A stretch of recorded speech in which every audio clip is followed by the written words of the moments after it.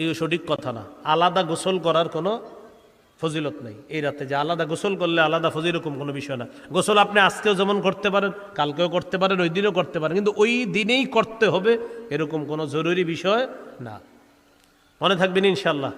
এই আজকে একটা রোজা রাখতে পারতেন, আজকে দিনে, কালকে একটা রাখেন, পরের দিন একটা রাখেন, পরের দিন একটা রাখেন। আপনি একটা কাজ করেন, কালকে রাখেন, কালকে একটা রাখেন, শুক্রবার একটা, কয়টা হলো? 2টা, শনিবার একটা, 3টা রেখে দেন।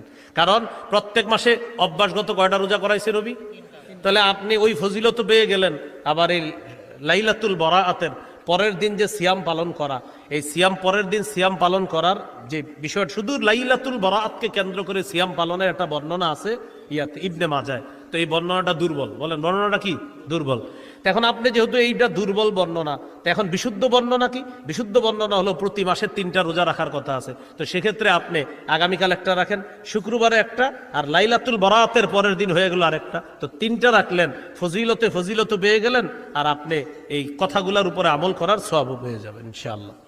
লাইলাতুল বরাআত, এটা হাদিসে আসছে লাইলাতুন নিসফি মিন শাবান। কি আসছে হাদিসে? লাইলাতুন নিসফি মিন শাবান। এই রাতে আল্লাহ তাআলা ক্ষমা করে দেয়। আল্লাহ তাআলা এই রাতে সকলকে ক্ষমা করে দেয়, সকলকে ক্ষমা করে দেয়, 2 জন ছাড়া। ইল্লা লি মুশরিকিন আও মুশাহিনিন।